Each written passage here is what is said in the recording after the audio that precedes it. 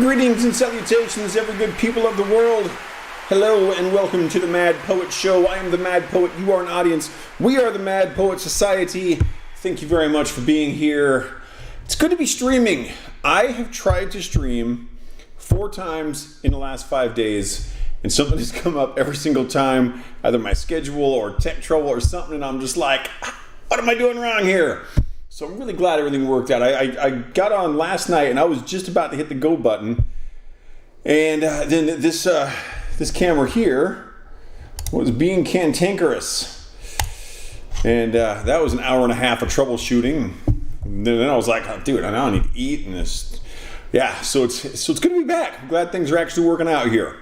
That felt good. Hope you guys are doing well out there. We're playing my 65th album tonight, because it was just one that I could put in and not have to worry about. So some of the albums, like I really want to play Roswell soon, but I need a little prep work on that. Go through the songs, make sure I know what I'm looking at and everything. So that'll be soon, maybe tomorrow. I don't know, maybe some other day. Hopefully. I like Roswell. Roswell's a fun album. But let's keep going with this one. This next song is called A Silent Prophet.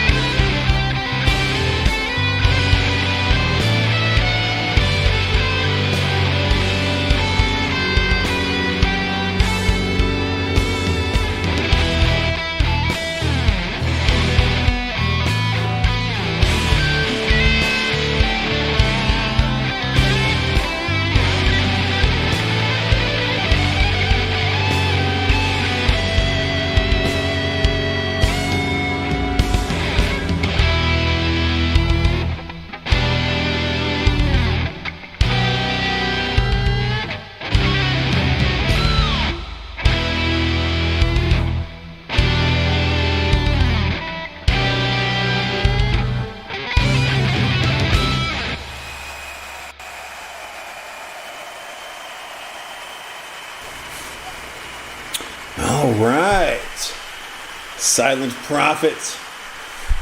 For those who may be unfamiliar with what's going on here, I'm the Mad Poet. You are an audience. We are the Mad Poet Society. I appreciate you being here. We're playing my 65th album. We just played the first couple of songs there.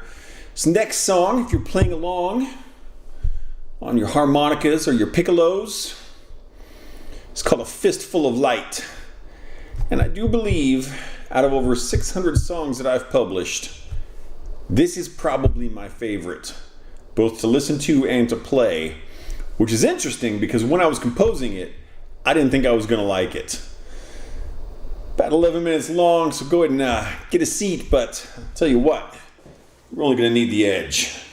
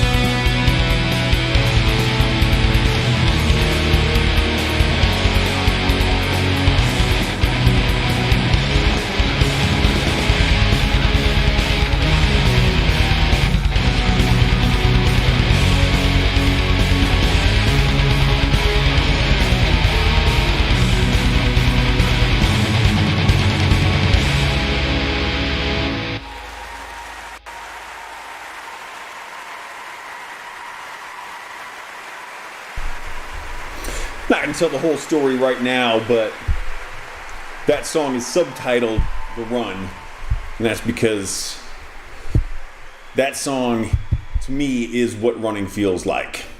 If you ever want to know why does Randy enjoy running, listen to that song. That's what it feels like when I'm running. And it's freaking awesome. So that's why that has that subtitle right there. Steven, coming in from Facebook, says, I'm always amazed with your tempo changes. Not easy to program, even harder to play along with. This is why your pizza tastes so good.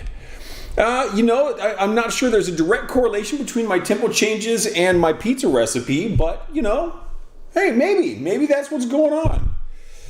I haven't had pizza in like 3 days. I should probably make one of them. That's a fine idea, Steven. I do appreciate the input on that.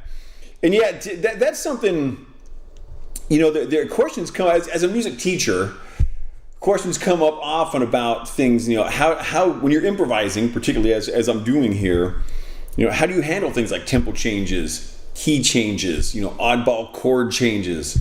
And each of those does definitely it presents its own interesting potential challenges.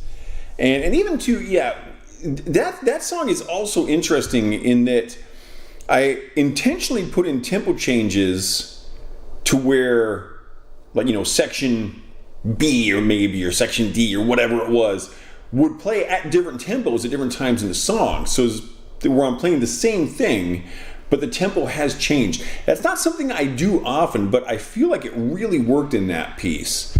I'm glad that I went down that path. So thank you for noticing the tempo changes. I enjoy tempo changes in my music. And particularly, that's not a short song. It's certainly not one of my longer. My longest songs currently are 52 minutes, 25 seconds long, which I'm writing my fourth of the asymmetric writing series, the 52 and a half minute long songs currently. And those, of course, have a lot of tempo changes, a lot of key changes, because a song that's, almost an hour long that doesn't have that kind of dynamic potential in it becomes very boring very quickly. It's just too much repetition. And that's, one thing I often try to get my students to understand when they get to that level where they're working on their own compositions of any kind is, how do you want to handle these things? Do you want tempo changes in here? Do you want substitution chords? Do you want to be largely a diatonic composer? Do you, it all depends on the feel you're going for. These are things where, I'm teaching a person how to play a C chord. Well, there are right and wrong ways to play C chords. If you play a G chord, you're not playing a C chord, so you played the C chord wrong. But when it comes to things like, how are you putting this piece of music together? That's not, you can't look at that and say this was right and this was wrong. Stephen Paris, who just pointed out the tempo change thing, also a musician, a wildly stark contrast of musical styles between Stephen and I. We both write music our own way. We have hopefully become reasonably well educated musically. I know that he and I both continually strive to become more musically educated. And then we take that information and say, okay, how does Randy use this information? How does Steven use this information? How do you use this information? That I think is the biggest part of the question. I think it's something that's sorely lacking in many forms of education, is what do you do with this information? Not just what is this information, not what does the information do for you, what do you do with the information? That's the way I want to say it. All right. And with that, ladies and gentlemen, you're here at the right time because we have arrived at the G sharp minor portion of the show. You are welcome. This piece is called The Devil Believes in You.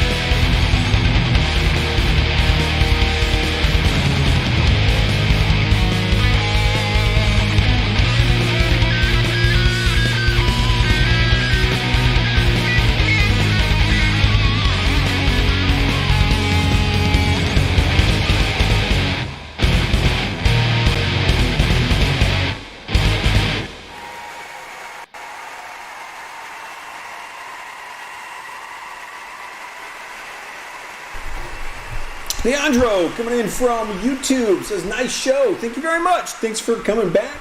Great to see you here again. Always appreciated. And of course, wherever you're tuning in from, I do appreciate you being here. I'm streaming out to 15 websites tonight. And I've been saying that for ages. I've been saying, hey, we're going to add on a 16th website. And we did. So right now, you can actually go to themadpoet.net and you can see the feed of the stream right on the front page. It's awesome. Sarah set it up. She did an amazing job of it. The whole website has been revamped. It looks so much better than the way I had set it up in the past, which was just like a really basic WordPress blog theme, stupid thing. It looks fantastic. But now the site that I used to stream to, Nono Live, one of the 15 I used to stream to, is down. It's been down for like a week. I don't know if they shut down. I can't find any information on it. But the site appears to just be completely gone, and I don't know why. And it's just part of the gig. That's it. So still on 15, but themadpoet.net. Go visit themadpoet.net, please. I'm super just proud of Sarah for the way she did it. It looks so good. And I will be adding information to that site as time goes on. But yeah, it's freaking awesome. So there we are. So yes, wherever you're watching from, thank you very much. Greatly appreciated. What's his next one? His next one's called Almost Invisible.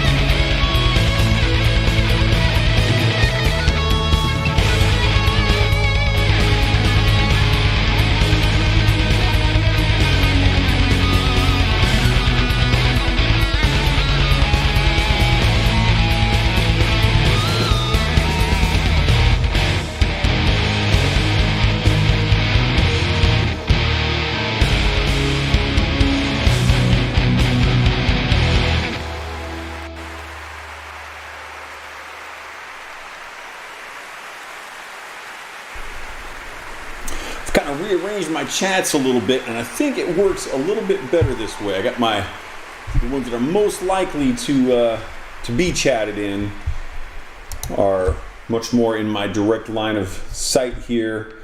So that works well. This screen down here has Nemo, Vaughn, Rumble, and Picardo. I don't think I've ever had anyone chat on Picardo. I don't think I've ever seen a chat there. I've seen a few on Vaughn. I think I've seen like one person, maybe two chat on Rumble. Rumble's kind of weird. I don't know how I feel about Rumble. It seems that it's just like a haven for just it's like YouTube for politics.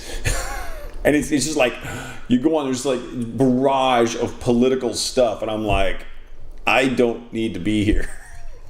So I stream there, whatever. If people see my stream, that's great. If they like it, that's great. But if they want to be in a just a pool of politics, power to you. I do not. Not interested at all. Thank you for your time. So, what did I just do? I did something wrong. Did something bad. Randy did something bad. We're good. We're good. We're good. We got this. We're good. Got it. That's a little easier on the eyes.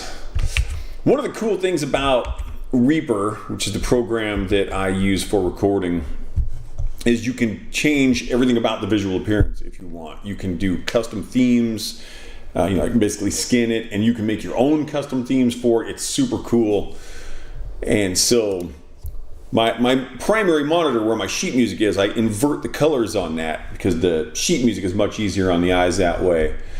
And so I just went to a lighter theme, which now shows up darker on the inverted screen, which is great. So let's keep this thing going. This next song is going out to my friend Clarissa. I've known her for about 5,000 years. So, and this piece was actually inspired by a painter called Michael Whelan. I've got a coffee table book of his work. I've been a fan of his for a long time. He was a very popular painter. Back in the 90s, he did like a lot of fantasy, sci-fi novel covers, stuff like that. He did a few album covers. And so he has this painting he did called Something in My Eye. And it's just kind of this punk rock looking dude. And he's like, digging in like there's something in his eye, but he's got his finger so far into his eye socket that he's pushing both eyes over into one socket. And it's just freaking awesome. So that's where the title of this song came from. Leandro says, Reaper's the best DAW. It is so good.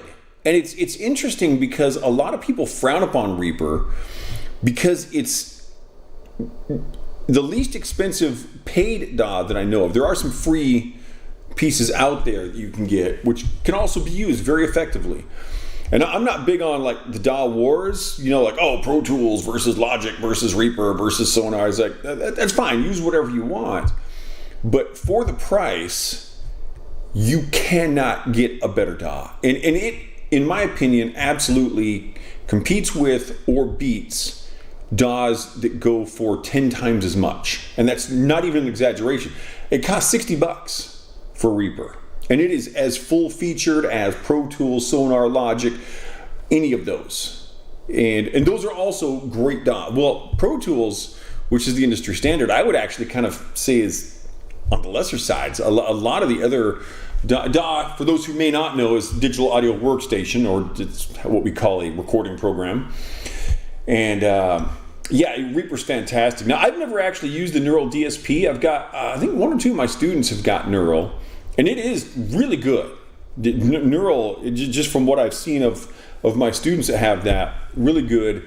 I actually use, for my guitar chain, I'm using the Ignite Amps Anvil plus the Ignite Amps TPA Power. So the Anvil's a preamp.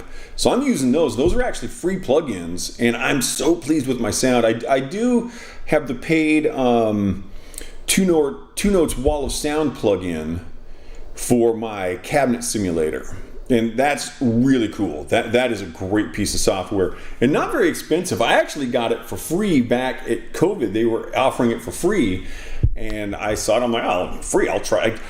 If there's software going on sale, just get it and see if you like it.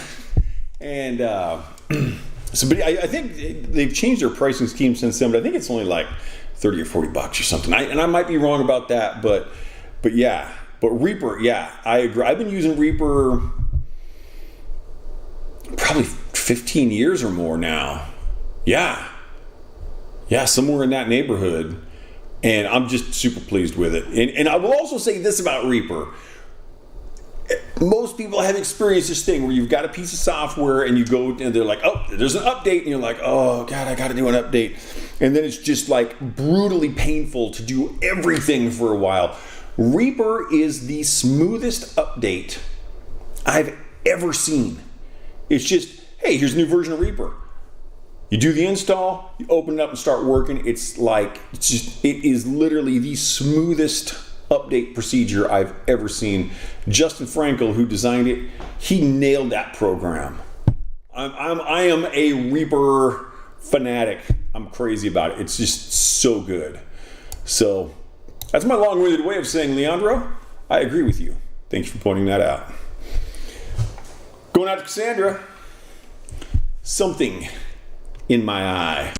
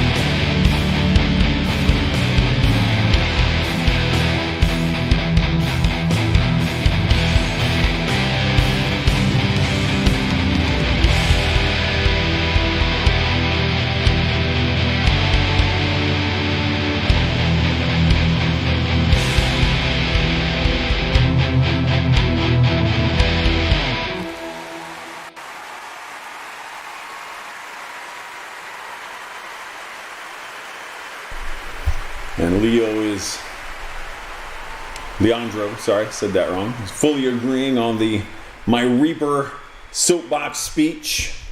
Yes, I will proselytize for Reaper every time. And I lead my students to it often. It's good stuff. There are a lot of great pieces of just software in general for whatever field you're in. If you're in graphic art or music or whatever it is. But software is not all created equal. And there are also a lot of really not so great pieces out there.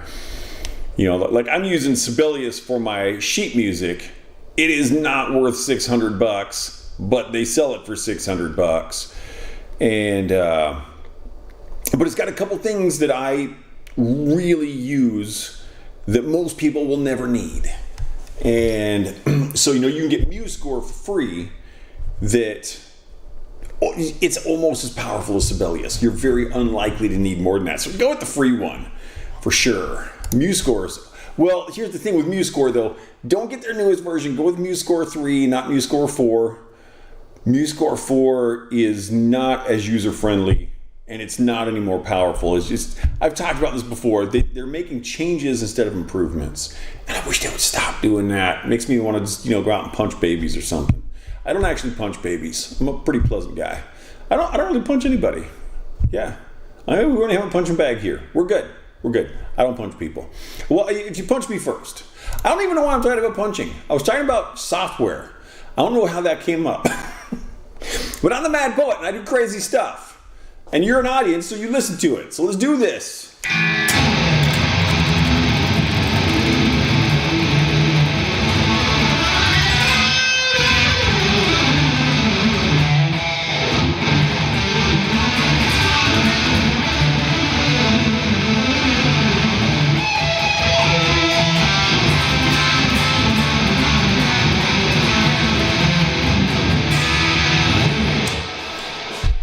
Next one's called The Reluctant Hermit.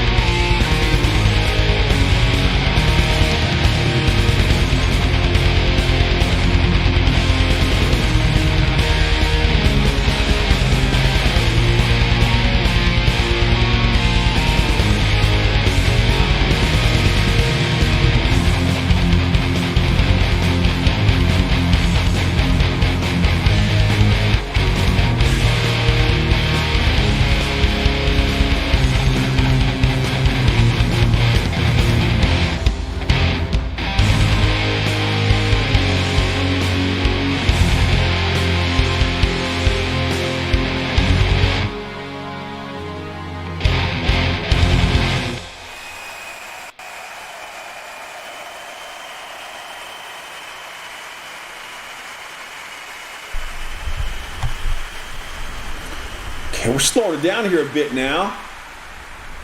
This next piece also has a fun story behind it. I'm not going to tell the full story right now, but essentially, this was meant to not have a lead guitar on it. It was meant to have a lead saxophone. And so the motif that I wrote for this, which is this thing you'll hear,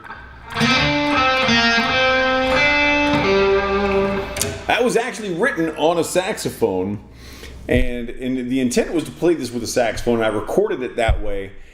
And I really liked the song with the saxophone, but it did not fit the album at all. It was so bad in the context of the album that I was just like, I've got to re-record this. And as soon as I put it on it with a guitar, I was like, oh yes, this needed a guitar to be on this album. And it fit really well. This is called Unknown Acquaintances and Lonely Strangers.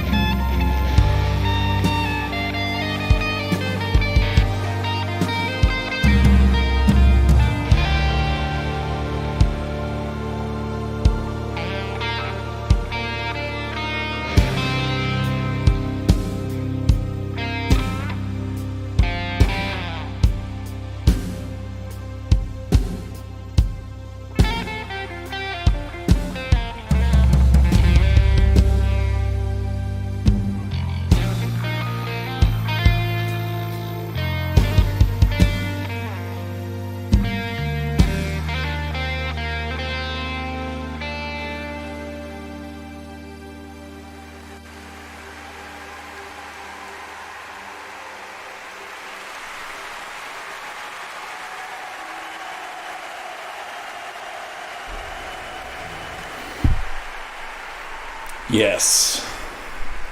Now we're moving to a little F minor action here. For those who are playing along on their trumpets, on their fiddles, on their guitars, if you are so inclined. This album took clearly I've been taking a lot longer on my albums lately. There's a period in 2018, 2019, where for 11 months I was putting out a full album every week. And when I was doing that, I was doing nothing else. I mean, it is like I would have obviously I would sleep, I would eat, I would do my exercise, spend a little time with Sarah, but it was like, 8 to 12 hours a day of just music production, composition, production, recording, whatever it was full on music time. And I found that when I really started tracking my time, I found that I could do an album when counting in hours, generally in about 35 to 40 hours of work was how much I'd have to put in.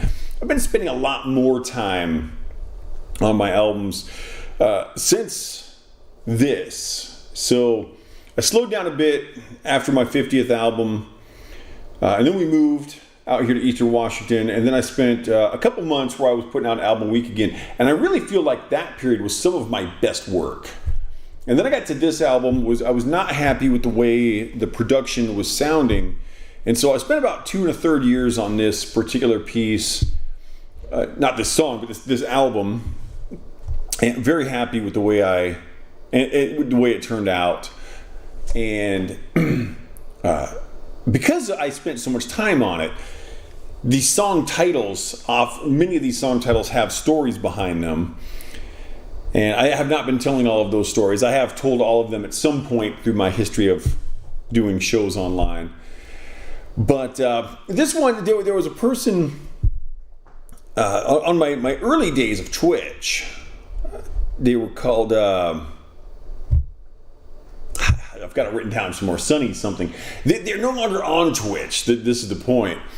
And I said, hey, how you doing? And they were like, yeah, just waiting for time. And I'm like, oh, dude, that is such a cool song title. I'm going to use that as a song title. Keep checking in with me. And what I think is the most funny about it is I realized after that I actually have a song that is called The Anaphora of Time. There are 2 anaphoras of time on my album, The Death Sonnets. It's never been released. Very few people have ever heard these. My friend Deirdre sang on the first anaphora of time, and it's beautiful. It's a wonderful piece of music. But in that, the main lyric is waiting for time. And I was completely blown away by this. Oh, that's such a cool, oh, that's awesome. And I was like, I've used that. And I just completely forgot about it. Because I, the mad poet, Il Randolfioso, the little Randy, I am an airhead. It's out there. Now you know.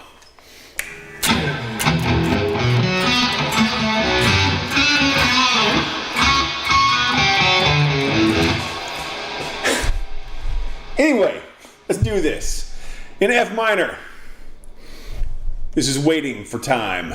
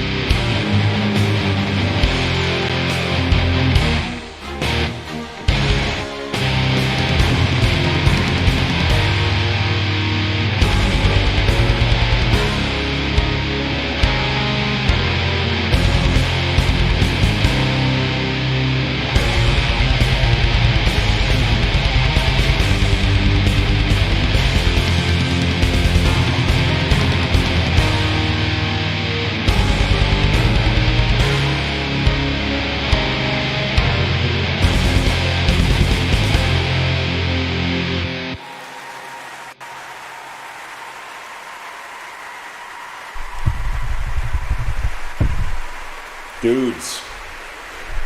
Coming in the last song of the evening here. A little while ago I mentioned improvisation is how I'm doing this. This is an improvised show. Last song on this album is one of the very few pieces I've got that has no improvisation in it. This is written out note for note. This is a song you all know. It's the first time I put a cover tune on one of my albums. It's an old song, originally composed in 1609, so you know, more than a week ago.